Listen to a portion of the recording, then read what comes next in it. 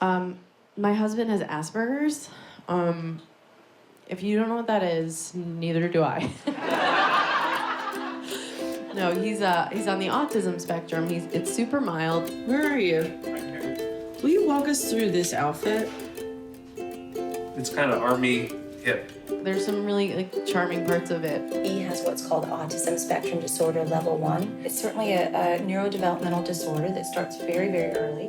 There are people that struggle in a social way. They struggle sometimes in a way to communicate. Chris won't always know what the social rules are. I wanted to talk about it to sort of, destigmatize it. And so many so many comedians don't get diagnosed. And you grow up thinking you're bad or wrong, and your brain is just different. You had paid attention to my behavior in a way that nobody had before and noticed things because you're very observant and kind of put together the pieces. A couple things happened where we were like, that's an interesting way to react. When I told Chris the diagnosis, Amy stood up and said, I need a hug. And he said, from Dr. Gilbert?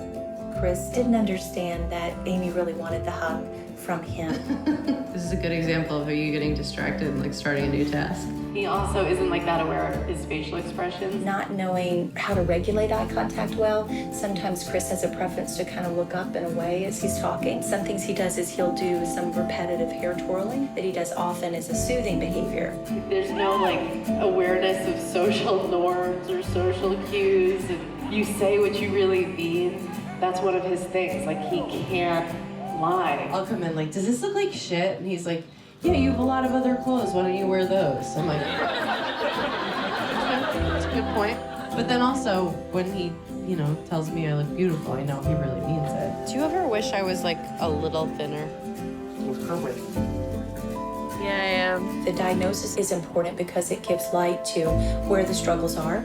I didn't know how to communicate with him, and we would kind of hit a dead end. But more important than that is the recommendations. Well, what are you going to do next? These are some behaviors that are, upsetting each of us, and she just gave us tools to not get to that point. Now if we have a disagreement, we know how to get to a solution.